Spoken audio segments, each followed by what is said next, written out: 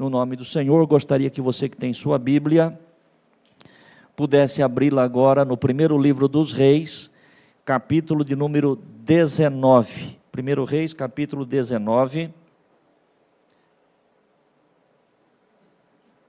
Nós vamos fazer a leitura do texto que dá fundamento, né, para aquilo que nós iremos fazer nesta noite, que é a nossa ceia do fortalecimento.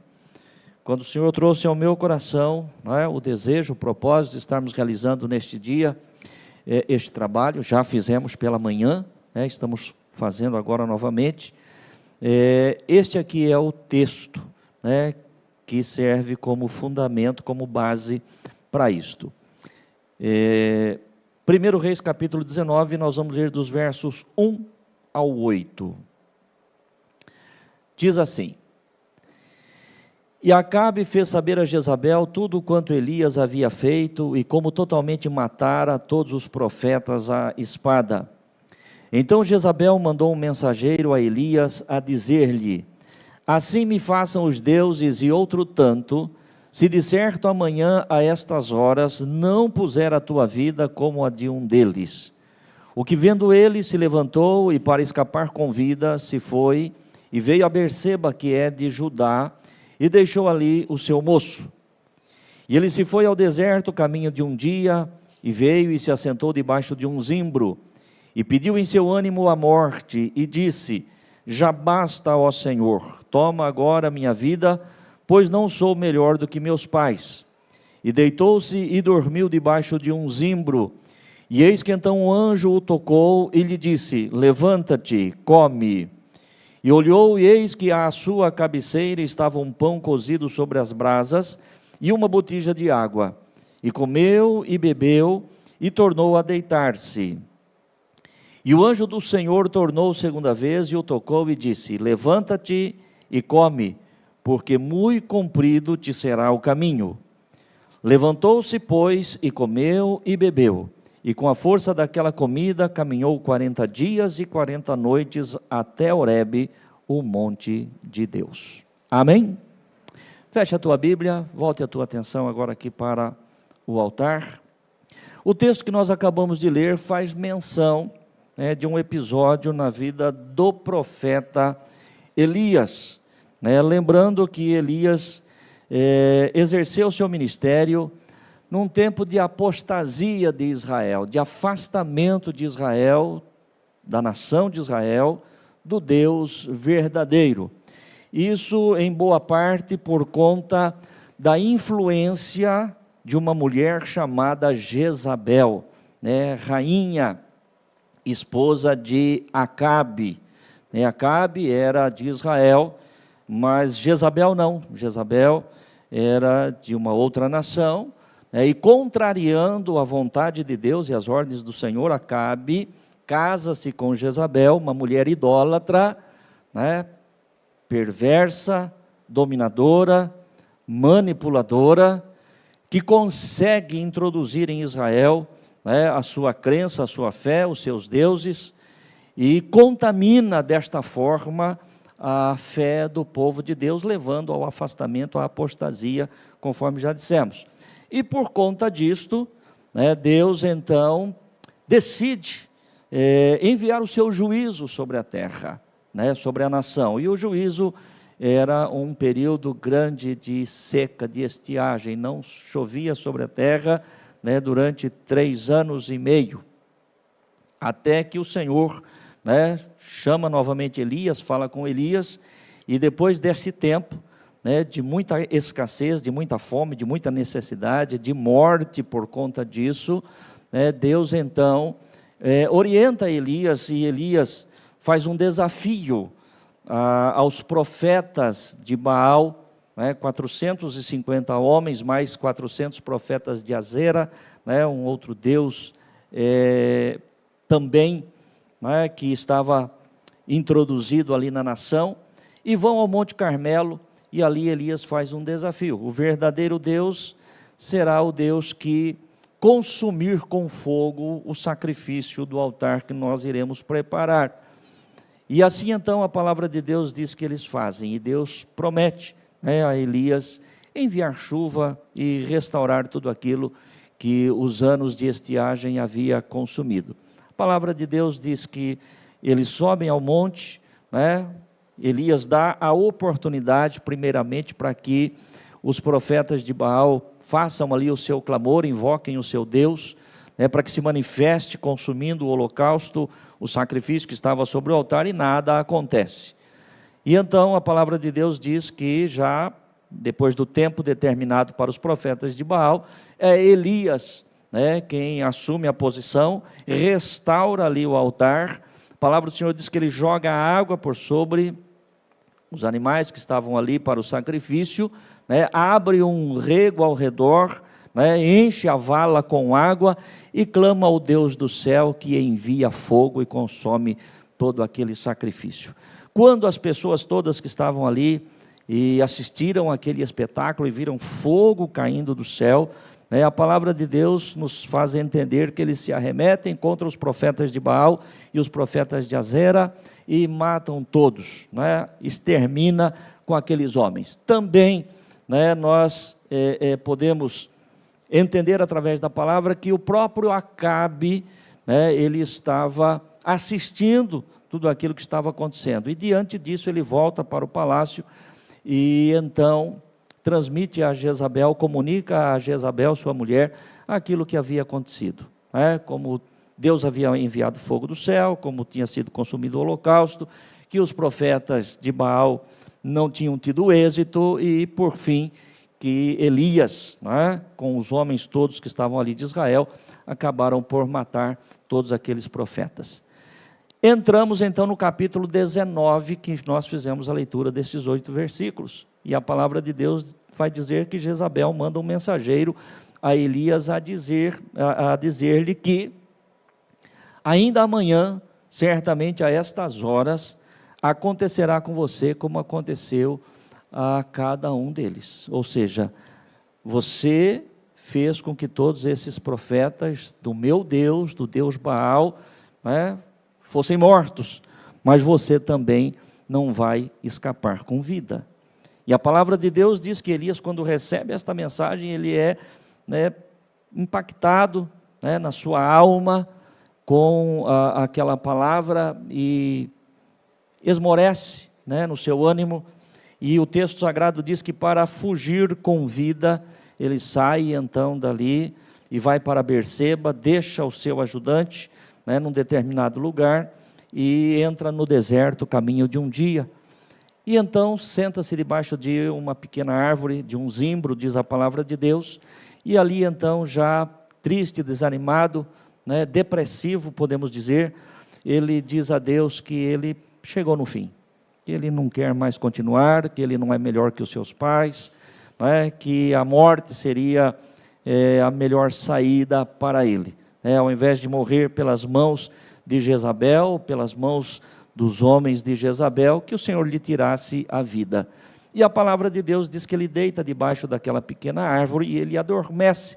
E eu acredito, irmãos, que na condição emocional que Elias, o profeta, estava vivendo, ele acordou na esperança, ele dormiu na esperança de não acordar. Certamente Elias não queria mais acordar. No entanto, a palavra de Deus diz que um anjo do Senhor é enviado e desperta Elias. E quando Elias acorda, Elias vê à sua cabeceira um pão cozido sobre as brasas, uma botija de água, ele come, bebe, mas torna a dormir de novo, e outra vez, segunda vez, o anjo vem, lhe desperta e diz: levanta, come, porque muito comprido será o teu caminho. E terminamos a leitura deste texto no versículo 8, quando o Senhor diz, pela sua palavra, que Elias comeu, e com a força daquela comida, caminhou 40 dias e 40 noites, até que chegasse a Horebe, o monte de Deus. Se nós prosseguirmos a leitura deste capítulo 19, nós vamos ver que Elias chega ali em Horebe, ele entra numa caverna, e ele ouve ali, acontece ali um grande terremoto, e ele imagina que Deus está naquele terremoto, porém Deus não estava ali. De repente um vento muito forte, Deus também não está no vento, Deus não está no fogo. E uma voz mansa e suave então vem, e Elias tem um encontro com o Senhor ali.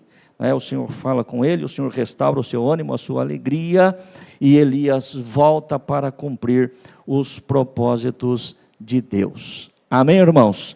Isso é o texto, a história narrada aqui no capítulo 19 do primeiro livro dos Reis. Mas nós estamos, na noite de hoje, naquilo que nós denominamos de ceia do fortalecimento. Ou seja, eu saí da minha casa, você saiu da tua casa, você que tem conhecimento do que estaria acontecendo hoje, para virmos aqui e sermos fortalecidos, sairmos fortalecidos em nome do Senhor Jesus. A primeira coisa, irmãos, que eu quero observar com você dentro desta história, e dentro deste propósito da nossa ceia, é que, assim como o nosso corpo físico, ele necessita do alimento e da água para o seu sustento e para a sua sobrevivência, nenhum de nós podemos nos mantermos vivos se nós não nos alimentarmos, se nós não suprirmos o nosso organismo, não nutrirmos o nosso organismo adequadamente, nós não temos condições de fortalecimento e de sobrevivência. Assim é também com o nosso espírito. Lembrando sempre que nós, seres humanos, somos um espírito, somos um ser espiritual, que temos uma alma e habitamos num corpo, nós moramos num corpo. Para que nós possamos viver aqui esta vida, nós precisamos nutrir o nosso corpo físico, com alimento natural. Mas da mesma forma, nós também precisamos nutrir o nosso espírito, alimentar o nosso espírito. Não é com o pão natural, não é com a água natural. O pão natural e a água natural, ele supre as nossas necessidades físicas naturais. Mas então, qual é o alimento do nosso espírito? O nosso espírito precisa ser alimentado também, porque de outra forma nós perdemos a força, de outra forma nós perdemos a vida espiritual. E quando nós olhamos para isso, e olhamos para dentro da palavra de Deus, nós vamos ver que aquele que alimenta o nosso espírito é o próprio Senhor Jesus. Ele é o nosso alimento. A palavra de Deus em João capítulo 6, verso 51, coloca para nós por gentileza, João 6, 51, a parte A deste versículo, a primeira parte vai dizer o seguinte, Jesus falando, eu sou o pão vivo que desceu do céu, se alguém comer deste pão, viverá para sempre. Amém, igreja? Eu sou o pão vivo, disse o Senhor Jesus, que desceu do céu. E quem comer deste pão, ou seja, eu e você, meu querido irmão e irmã, precisamos nos alimentar diariamente deste pão vivo da pessoa bendita do Senhor Jesus. Jesus não é apenas o pão, mas também Ele é a água, que vai verdadeiramente suprir todas as necessidades, todas as carências do nosso ser espiritual. João capítulo 4, versos 13 e 14, nós encontramos aqui um texto muito interessante. A palavra do Senhor diz, Jesus respondeu e disse-lhe, qualquer que beber desta água, tornará a ter sede. Mas aquele que beber da água que eu lhe der, nunca terá sede, porque a água que eu lhe der, se fará nele uma fonte de água a jorrar para a vida eterna. Estas palavras de Jesus foram endereçadas àquela mulher samaritana à beira do poço de Jacó. Os irmãos que conhecem esse texto estão se lembrando disso. E Jesus diz para aquela mulher o seguinte, mulher, aquele que beber desta água que você veio tirar, ele torna a ter sede outra vez. Mas eu tenho uma água especial, e a água que eu lhe der se fará uma fonte que jorre para a eternidade. Ele próprio, o Senhor, é esta fonte, esta água da qual ele falava era o seu Espírito, que ele enviaria a todo aquele que nele crer. Ainda um versículo João capítulo 7, verso 37, vai nos falar também a respeito disso. Diz assim, João 7,37, e no último dia, o grande dia da festa, Jesus pôs-se em pé e clamou, dizendo, se alguém tem sede, que venha a mim e beba. Então, Jesus é o pão e Jesus é a água que eu e você necessitamos para nutrir o nosso espírito, para sermos fortalecidos no nosso espírito. Amém, igreja? E eu quero lhe dizer algo muito importante, e penso que você vai entender exatamente aquilo que o pastor vai dizer. Embora o alimento físico natural seja necessário para o nosso corpo, é necessário, mas o alimento espiritual é mais importante do que o alimento natural. Amém, irmãos? O alimento espiritual é mais importante do que o alimento natural. Por quê, irmãos? Porque se você está bem espiritualmente, se você está forte espiritualmente, você com certeza encontra forças para vencer até mesmo as necessidades, as lutas, os problemas, as dificuldades desta vida. Se você estiver bem fisicamente, naturalmente, mas não estiver bem espiritualmente, diante de qualquer problema você sucumbe, diante de qualquer necessidade você se abate. Então o alimento natural, a água natural, ela é importante, ela é necessária, mas o alimento espiritual é mais importante e mais necessário ainda. Tanto isso é verdade que nós nos lembramos de um episódio quando Jesus havia feito a multiplicação dos pães e dos peixes, aquele grande milagre, que com apenas 5 pães e 2 peixes, Jesus alimenta uma grande multidão. No dia seguinte, aquela multidão procura Jesus outra vez, e vai de um lado para o outro, e até que encontram Jesus, e lhe pergunta, Senhor, quando chegaste aqui, nós te procuramos de um lado para o outro, não havíamos te achado ainda. E Jesus então diz para eles, vocês me procuram, não foi por conta da palavra que eu preguei, não foi porque eu lhes falei a respeito do reino dos céus, mas vocês me buscam porque ontem eu vos alimentei. Jesus tinha dado pão e peixe para eles no dia anterior. E Jesus fala exatamente isso, vocês estão me procurando porque ontem vocês comeram do pão, porque ontem vocês comeram do peixe.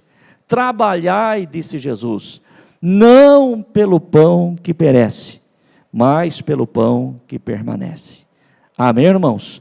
O pão que permanece, ou seja, o pão espiritual, o alimento espiritual, é mais importante, é aquele que deve ser buscado primeiro, e que infelizmente às vezes é negligenciado. Talvez alguém pergunte, pastor, mas como é que nós nos alimentamos de Jesus? Como é que nós nos alimentamos deste pão? Como é que nós bebemos desta água? Toda vez, meu querido irmão e irmã, que você ora a Deus, que você fala com Deus, você está nutrindo o teu espírito, você está se alimentando, você está fortalecendo. Toda vez que você lê a palavra de Deus, você está se alimentando, você está se fortalecendo. Toda vez que você louva, toda vez que você adora, você está se fortalecendo.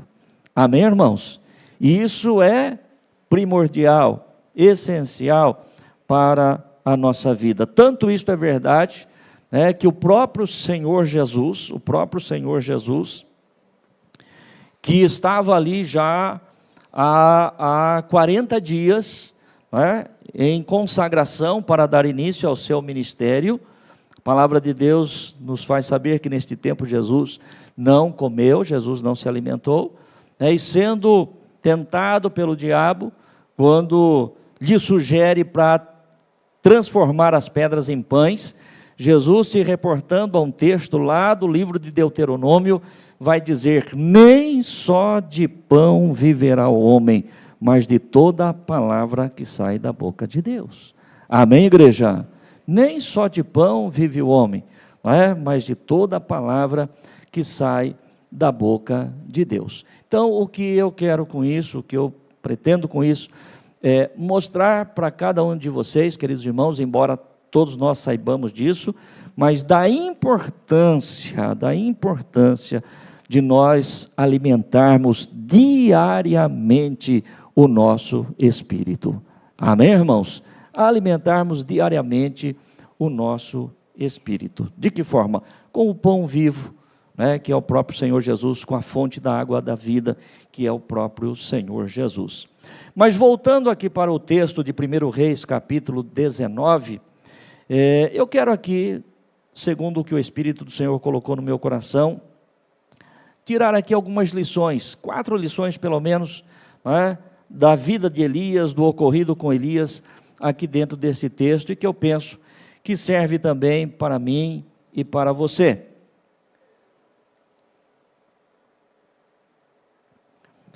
A primeira coisa, irmãos, que eu vejo ao olhar para esse texto e para a vida do profeta, é a respeito da fragilidade humana, né? O quanto nós, seres humanos, somos frágeis de fato. Elias nos lembra que mesmo os mais valentes servos de Deus podem sentir medo e fraqueza. Ele estava exausto, emocionalmente abatido e ansiando por fuga. Isto nos ensina que é normal enfrentarmos desafios que minam as nossas forças e abalam a nossa confiança. Mas Deus continua ao nosso lado, mesmo quando nos sentimos enfraquecidos. Amém, irmãos? Elias foi um profeta poderoso, um dos maiores profetas do Antigo Testamento, chamado, considerado como o profeta do fogo. No entanto, o que é que nós observamos aqui? Que mesmo na vida de um homem, com tamanha intimidade com Deus, relacionamento profundo com Deus, Deus operou maravilhas através da vida do profeta Elias. Elias, no dia anterior, tinha obtido uma grande vitória e um grande sinal da manifestação do poder de Deus, fazendo com que fogo caísse dos céus e consumisse aquele holocausto. No dia seguinte, ele é abatido pela palavra de uma mulher. Havia desafiado 450 profetas de Baal, mais os 400 profetas de Azera, matou, juntamente com outros ali, todos aqueles homens, e de repente, por conta da ameaça de uma mulher, Elias se vê abatido, amedrontado, a palavra de Deus é clara, nós já citamos, para fugir com vida, ou seja, temendo pela própria vida, porque esta foi a sentença, determinada por Jezabel, de certo amanhã a estas horas, você estará como um deles, ou seja, você estará morto também, como cada um desses que você mandou matar. Então, o que nós aprendemos, irmãos? Que não há entre nós, nenhum de nós, nenhum super-homem, Não há entre nós ninguém que em algum momento não possa, de repente, ser tocado, por uma fraqueza, por uma fragilidade, pelo medo, ou coisa dessa natureza aí. Mas o que é maravilhoso, irmãos, quando nós olhamos para este texto, é saber que Deus não está olhando para a nossa força, nem para a nossa fraqueza. Ele está conosco em todos os momentos. Amém, irmãos? O Senhor não foi com Elias apenas quando Elias estava fortalecido. Ele foi com Elias neste momento de fraqueza. Ele foi com Elias neste momento de fragilidade. Deus continua ao nosso lado, mesmo quando nos sentimos enfraquecidos. Você está forte, meu querido irmão e irmã? Você está forte? Você na live está forte? Deus é contigo. Você está fraco? Deus é contigo também. Amém? Deus não está em busca dos fortes, nem em busca dos fracos.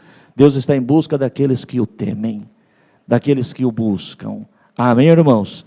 É esses que Deus procura. Se você é um verdadeiro adorador, um homem de Deus, uma mulher de Deus, que teme a Deus, que busca a Deus, se você está fortalecido, aleluia, louvado seja Deus, Deus é contigo. Mas se você é um homem de Deus, temente a Deus, uma mulher de Deus, temente a Deus, que busca a Deus e adora a Deus, e por qualquer razão você se sente fragilizado, Deus também é contigo. Amém? Tenha isso no teu coração. Porque às vezes, irmãos, nós nos sentimos, e todos nós, em alguns momentos da nossa vida, nos sentimos desta forma, que achamos até que Deus já não olha mais para nós. Eu converso na condição de pastor que sou, converso com irmãos, converso com pessoas, que às vezes as pessoas elas estão angustiadas na sua alma, porque elas se enfraqueceram e imaginam estar decepcionando a Deus. Puxa vida, eu decepcionei a Deus. Ainda não faz tantos dias atrás, numa situação, uma pessoa, um rapaz de Deus, pregador da palavra de Deus, que enfraqueceu. E ele estava decepcionado com ele mesmo, pelo fato de imaginar que na sua fraqueza ele havia decepcionado a Deus. Agora preste atenção, a palavra de Deus diz que Deus conhece a nossa estrutura, e Ele sabe que somos pó. Amém, irmãos? Você acha que vai acontecer alguma coisa na minha vida ou na tua vida, que Deus seja pego de surpresa? Que Deus não saiba? Que Deus vai se decepcionar comigo ou com você? É claro, irmãos, que nós amamos a Deus, nós tememos a Deus e queremos fazer as coisas certas sempre, queremos estar fortes sempre, mas eu pergunto para você, será que nós fazemos as coisas certas sempre? Será que realmente nós estamos fortes sempre?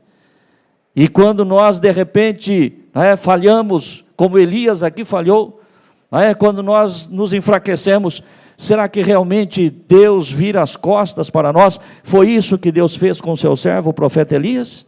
Deus virou as costas para ele? Amém, igreja? Então, infelizmente, a fragilidade humana, depois do pecado, depois da queda do homem, tornou-se uma realidade para todos nós.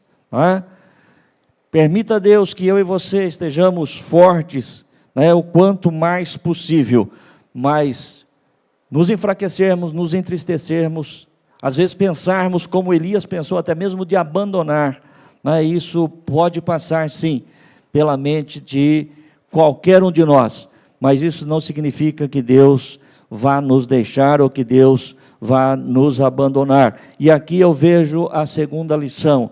Qual é a segunda lição? Que a graça de Deus se mostra na provisão. Amém, irmãos? A graça de Deus se mostra na provisão. Foi assim com Elias. Enquanto Elias pede a morte e dorme debaixo de um zimbro com a esperança de não mais acordar, Deus não o repreende por sua fraqueza. Em vez disso, Deus envia um anjo com comida e água para fortalecê-lo. Deus compreende nossas limitações e nos sustenta, mesmo quando nós não acreditamos em nós mesmos. Assim como Deus cuidou de Elias, Ele também cuida de nós. 1 Reis, capítulo 19, versos 5 ao 8, nós já lemos, mas eu gostaria de repetir esta leitura.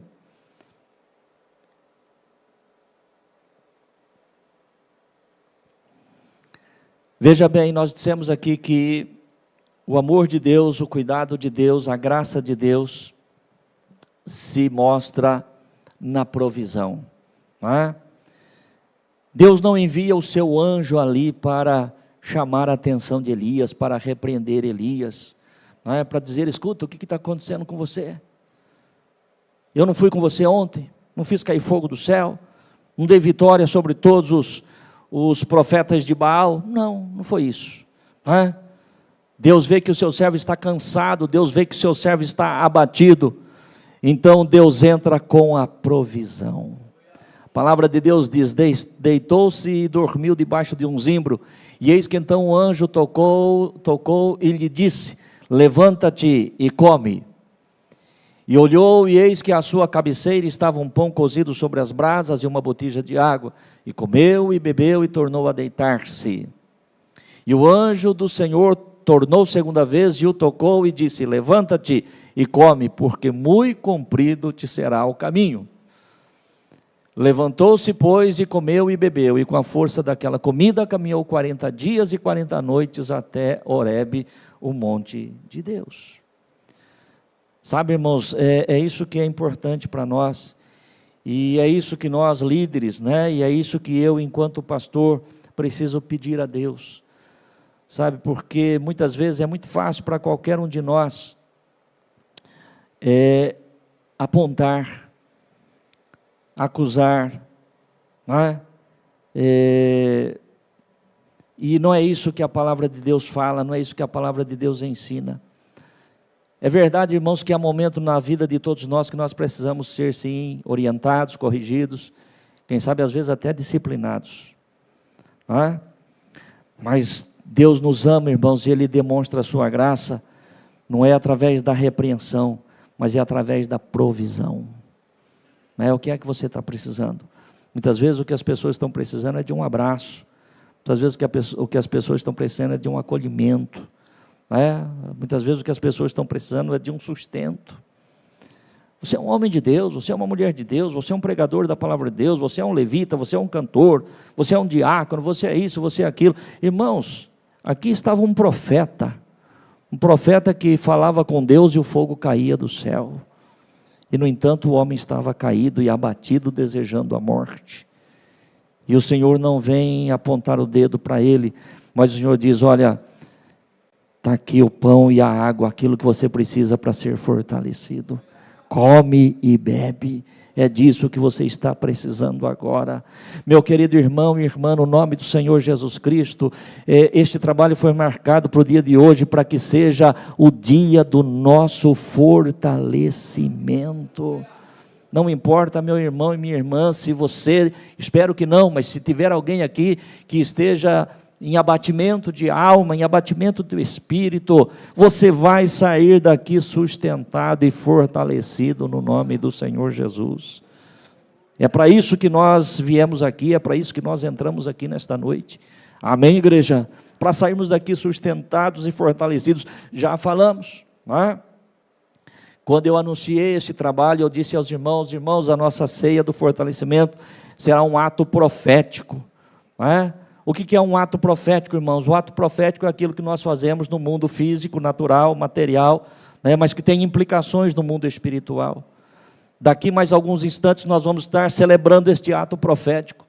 Nós vamos estar comendo um pequeno pedaço de pão e tomando um cálice de água. É um ato profético, é um simbolismo, porque na verdade o que vai me sustentar e me fortalecer, a mim e a você, é a fé que nós temos na pessoa bendita de Jesus Cristo, do qual nos alimentamos todos os dias. Amém, igreja? É isso que nós viemos fazer nesta noite, e é isso que o Senhor nos trouxe aqui, para demonstrar a sua graça para mim e para você, através da sua provisão, como demonstrou na vida do seu servo, o profeta Elias. Uma terceira lição, irmãos, que eu vejo aqui dentro deste texto, desta história, e é muito importante para mim e para você. Preste atenção. Jezabel mandou um mensageiro dizer para Elias: ainda amanhã, a essa hora, você vai estar morto.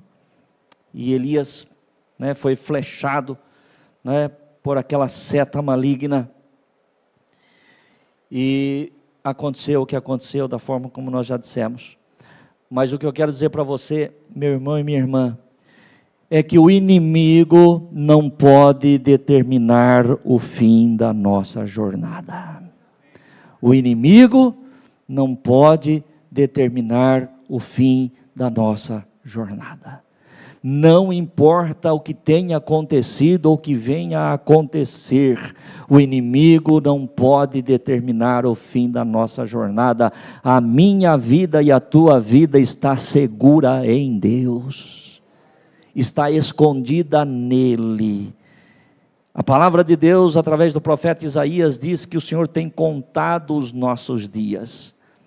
Não é o maligno, não é o inimigo que determina o dia em que nós começamos e o dia em que nós terminamos, mas é o Senhor nosso Deus. Amém? É o Senhor nosso Deus. O diabo, usando Jezabel, tentou colocar um ponto final aqui na vida de Elias, do profeta, mas aonde o inimigo tentou colocar um ponto final, o Senhor nosso Deus simplesmente colocou uma vírgula, porque a história do homem de Deus continuou.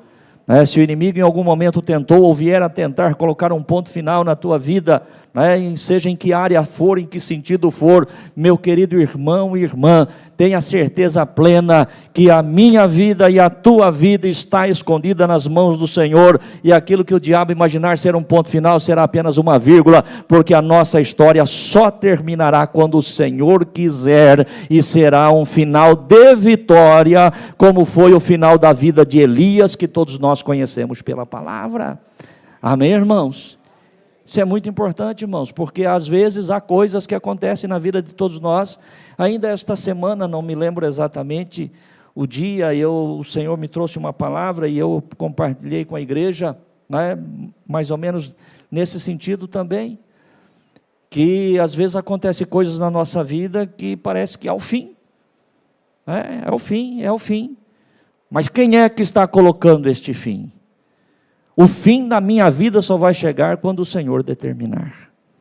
O fim da tua carreira, da tua jornada, da nossa jornada, só vai terminar quando o Senhor determinar. O inimigo não pode determinar o fim da nossa jornada. Enquanto a sentença de Jezabel era, vamos ver 1 Reis 19:2. Qual era a sentença de Jezabel? A sentença de Jezabel era: assim me façam os deuses e outro tanto, se de certo amanhã a estas horas não puser a tua vida como a de um deles. A sentença de Jezabel era essa. Mas qual foi a palavra do Senhor? 1 Reis 19:7.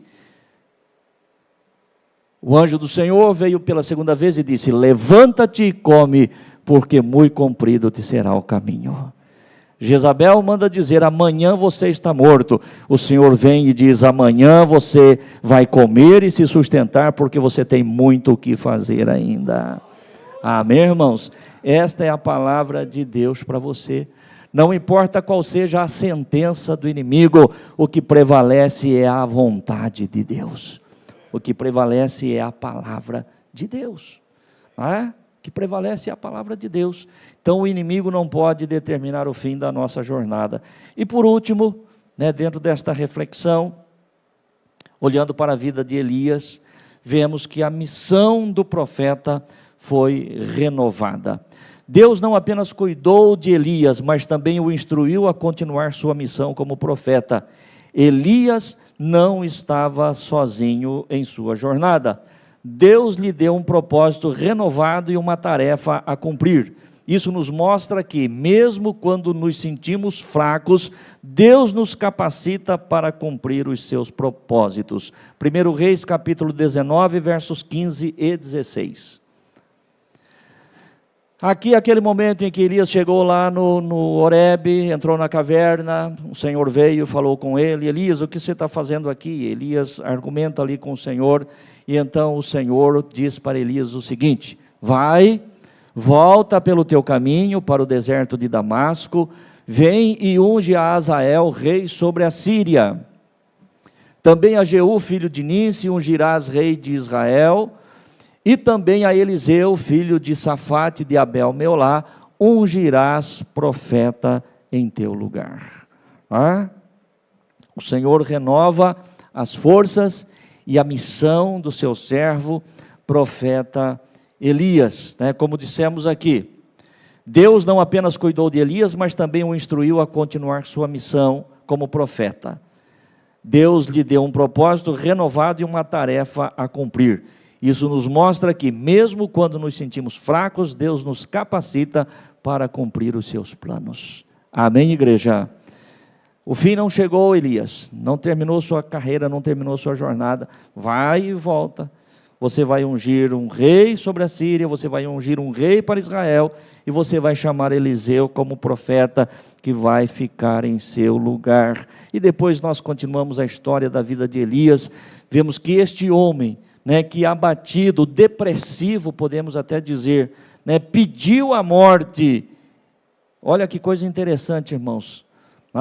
Pediu a morte. Elias quis morrer, e nem quando acabou o seu tempo aqui, ele teve a oportunidade de morrer, porque ele foi transladado para a presença do Senhor. carros e cavalos, né? Um redemoinho chegou e sugou o profeta, e ele foi levado na presença do Senhor. Ali estava terminado o seu tempo, de acordo com a vontade de Deus. O dia que chegar o nosso fim, o Senhor também nos levará para junto dele. Amém, irmãos? Sustentados e fortalecidos no Senhor, nós continuamos com a nossa missão, nós continuamos com a nossa jornada, na nossa vida pessoal, na nossa casa, na nossa família, no nosso trabalho, na igreja, no ministério, em tudo aquilo que Deus tem dado para nós. É verdade, irmãos, que Elias foi atacado no seu ministério, ele era um profeta, mas o diabo ele pode usar qualquer área da vida de qualquer um de nós. De repente pode ser na tua vida pessoal, na tua vida familiar, na tua vida profissional, na tua saúde, né, nas tuas finanças, qualquer coisa, o inimigo pode de repente se levantar para tentar te abater, mas você tem um Deus que te ama, que cuida de você, né, que demonstra a sua graça através da provisão. E eu quero, irmãos, finalizar esta mensagem, para nós já passarmos a celebração da nossa ceia do fortalecimento, lendo um último versículo, Isaías capítulo 40 e versículo de número 31. O texto sagrado diz assim: mas os que esperam no Senhor renovarão as suas forças, subirão com asas como águias, correrão e não se cansarão, caminharão e não se fatigarão. Amém? Os que esperam no Senhor, o que diz o texto? Renovarão as suas forças. Os que esperam no Senhor renovarão as suas forças. Subirão com asas como águia, correrão e não se cansarão, caminharão e não se fatigarão. Coloque-se de pé no teu lugar.